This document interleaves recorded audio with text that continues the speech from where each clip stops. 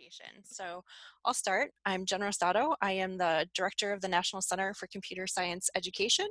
I don't teach so much anymore, but I used to teach undergraduate computer science here at the College of St. Scholastica. And then my experience in teacher education is actually about 10-15 years of leading professional development for computer science teachers, and then the last couple of years starting to work on pre-service computer science education. So, anybody else want to unmute yourself and go next? Okay. So I introduced myself just a little bit ago, and looks like Ashley may have had something come up and is not able to join us, but there's a link there with her information if you wanted to reach out to her. She is a facilitator for code.org, so has been doing teacher professional development with them as well. I put in a couple of resources to get our thoughts started. I'm sure Jason is familiar with this resource.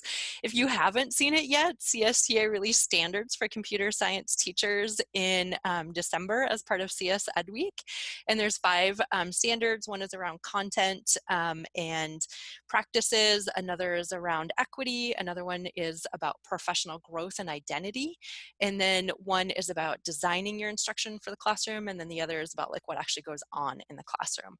So I put the standard number 3, professional growth and identity, up there because I think that is, like tied to this teacher professional development. What do teachers want to get out of it? What are their purposes for doing this?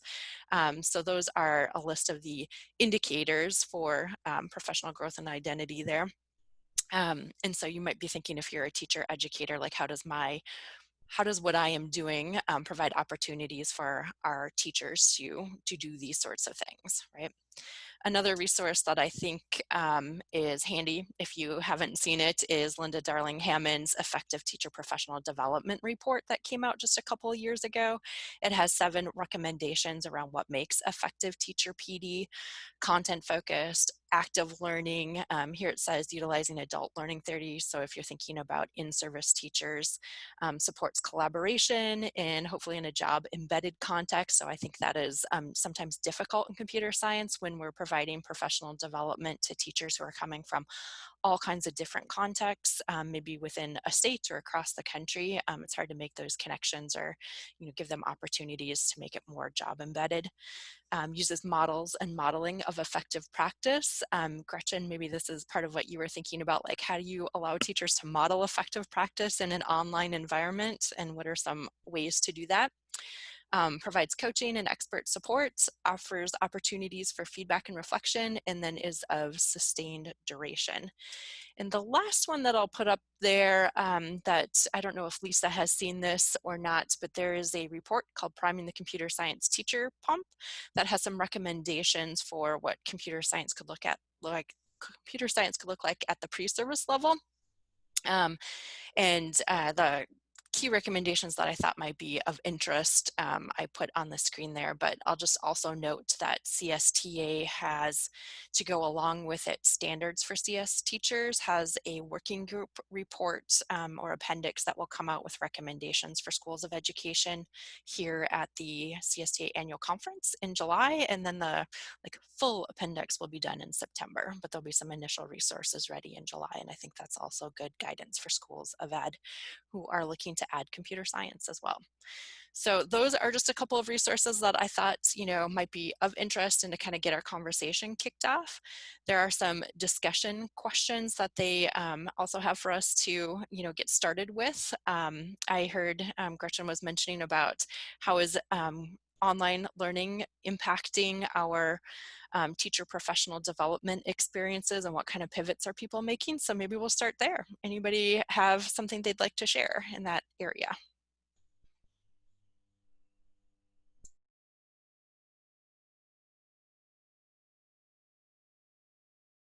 I can share something.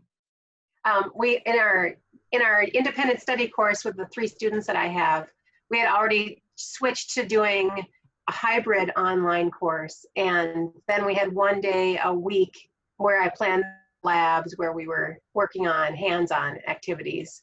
And so then going remote in the middle of March was really kind of a blow to us because I really depended on those 1 day a week meets. So that was pretty tough. And I wish that I had, some warning about that. So I could have at least packaged up some materials. My colleagues did a really great job of doing packaging things up so that students could take them home with them, but we just did not have enough resources to do that. So that was a challenge for me, was not having enough things to send home with students. That's one thing we're thinking about at Scholastica when our pre-service program, like when classes start in the fall, a lot of them have hands-on activities that involve, say, like sphero robots or, just different things like that.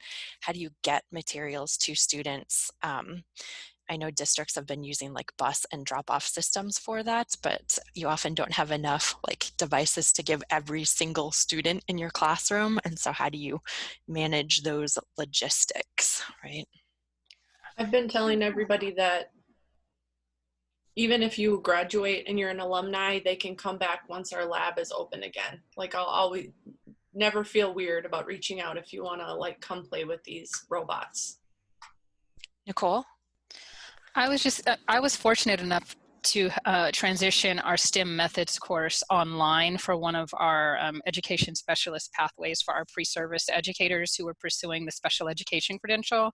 So my challenge was that there's an online version of the course and then there's an on-ground version of the course. And for the online version, we made the Makeys like a textbook purchase. So students had to purchase it and had it in hand.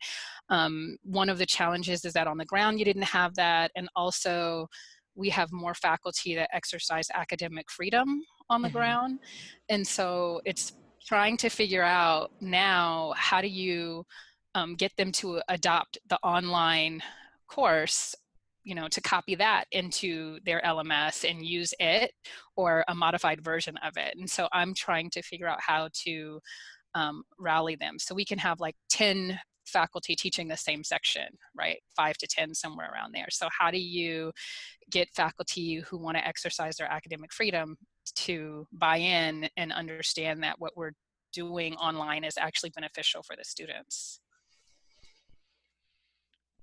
Academic freedom is, yeah, I was just going to say academic freedom is a tough nut to crack in higher ed. I mean, thinking about St. Scholastica, when I teach in the computer science department, not the education department, we just have a policy that the entire faculty agreed to, and we're smaller, we're only 5 or 6 in our department, that you have a main course developer and then everybody gets that course pushed out, in terms of Blackboard. And then you are certainly welcome to make some changes to that. Some people switch out assignments and some smaller pieces along those lines, but everybody's got to start with that same core piece. But I can see where that is difficult to get faculty on board with if you're not already in that mindset to begin with. Just in terms of getting things out, that's a couple of things that we had considered where, we could ask the students to buy microbits as one of their textbook purchases.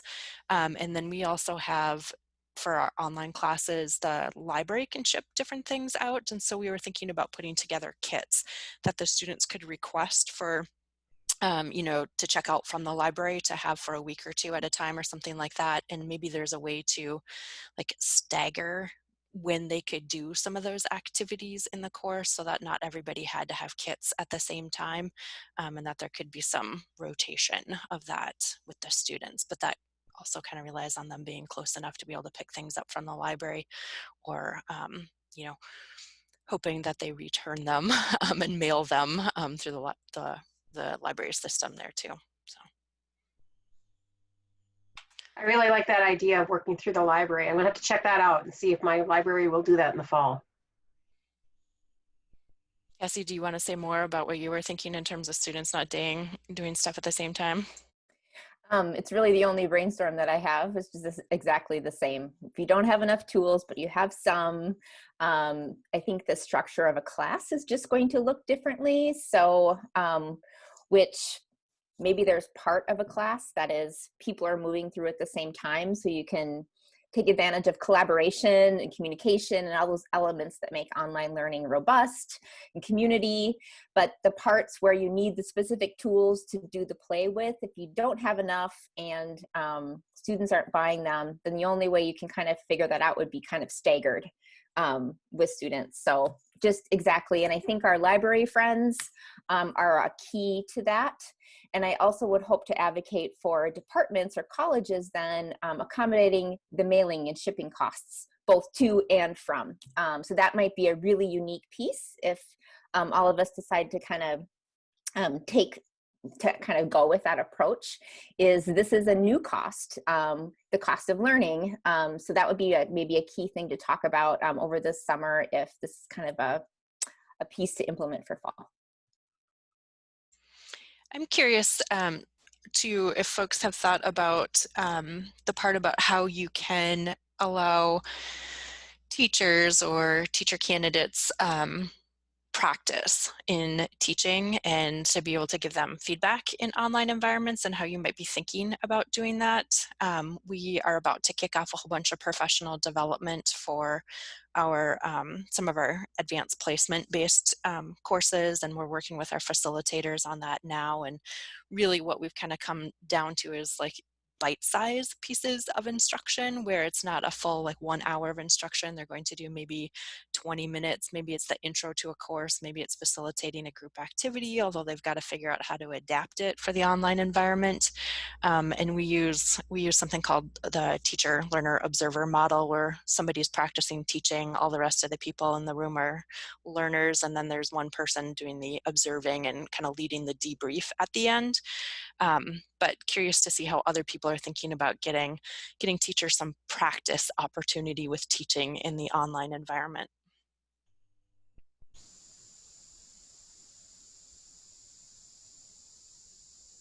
So are you still having them practice, or I guess are you planning to have them practice teaching online?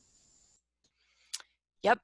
Cool. We've run online professional development before. They have done practice teaching online. It's usually, like I said, smaller chunks of pieces because when we run in-person PD, they're together, say, for a whole week at a time. But when we do the online PD, they're maybe only together for 2 or 3 hours a week. And there's less synchronous time that we have for them to be able to do that. I know some folks have used recordings though too, like maybe you record, like a teacher does a recording of some direct instruction, and then folks give feedback on that asynchronously using, I don't know, Flipgrid, VoiceThread, some tools like that. That's sort of how we've done phase one, is the students do their mini lessons. So whether it's PowerPoint with narration, or they're actually demonstrating how to use like the Makey or some robotics activity they're demonstrating. The next level we've been talking about is having them do like this, a Zoom breakout. And so adding on to their lessons. So instead of just front loading information, we want them to somehow then engage the class in an activity. Our challenge is that our university is nervous about Zoom. So we have like all these other platforms that don't do breakouts as nicely. So we're trying to figure out how to support the students using like Google Meets or WebEx. So we have a technological workaround, but that's the idea, is to have them, think about grouping students in an online space and how they could facilitate the next level or the next stage of a lesson.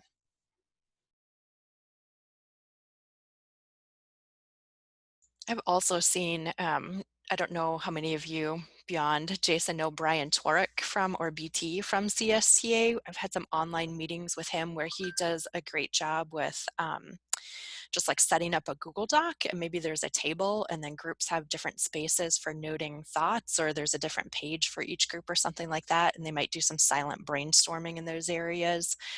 So that's kind of a nice collaboration tool that I've seen used too for kind of group work as well. But yeah, if you don't get a chance to send them into breakout rooms, you really have to be like thinking ahead to have like links to Google Meet sessions or different things like that. We have just over 5 minutes left given our schedule here. Any other like big burning questions people want to put out there and ask. I'm just gonna stop screen sharing here for a minute so that I can get into the notes document and that sort of thing too.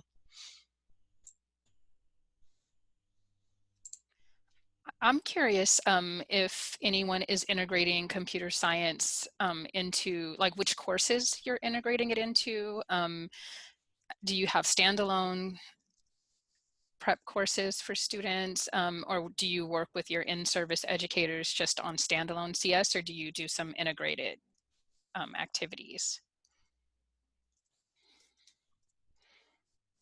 We just had a directed study just for these students who have a STEM ed co-major, but it really inspired me to get it into our third math course for elementary ed teachers. So I want to incorporate it into that class, some computer science into that one.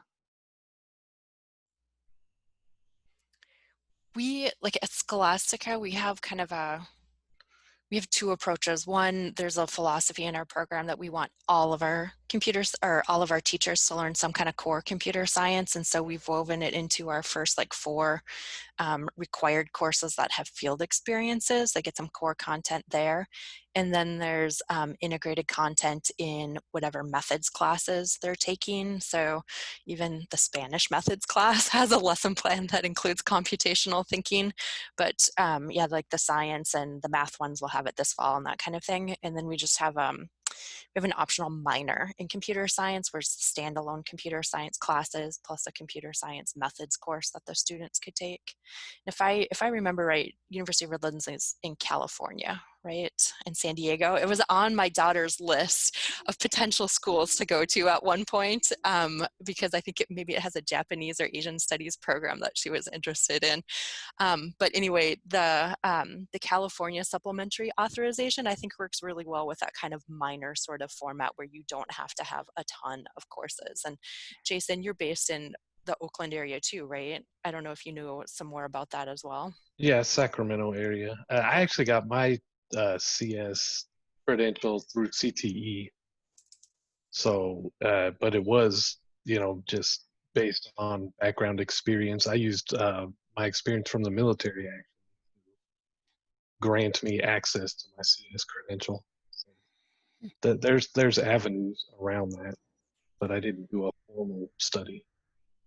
I will say that when I'm the one that's facilitating the School of Ed Working Group report, and when that comes out in July, we'll have a number of case studies that show how different colleges around the country are integrating computer science into their programs. So I'd keep an eye out for that. And I think it just the csteachers.org, homepage, and I don't know if you've like signed up as a member and get newsletters, but I'm sure there'll be information coming out there where you can see more of it. I see Lana and Cassie have some comments going on in the chat. Don't know if don't know if you want to jump in and share those out loud. No? Yes, maybe. I think it's really cool that is it Cassandra they have a graduate level course for in-service educators focused on K-12 CS Ed. I bet that's fun to teach. It is. It's been offered 3 times now. It's still though like a special topics class, so it has not been approved by the college. Those of you in higher ed know how slow things move, and especially in Minnesota, we have no state guidance related to CS, K-12 CS Ed for students or pre-service or in-service educators. So we're just sort of getting primed for, hopefully then our college will take us seriously.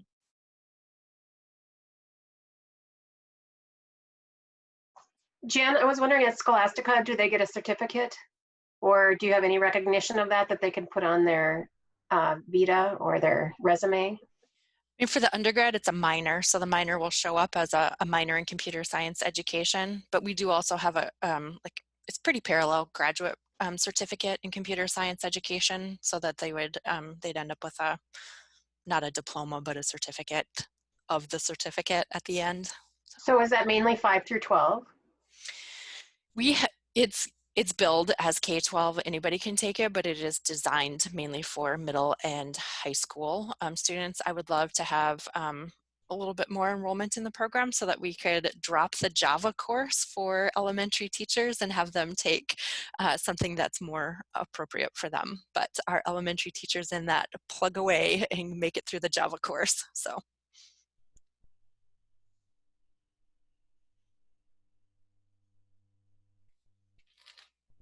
I put the link in the Google Doc to the Google Doc for the notes. If anybody wants to put their email or other contact information in there to touch base later, feel free. Whoops, sorry. I was just going to add a couple more rows if folks wanted to add Thank you. names. Yeah, you got it.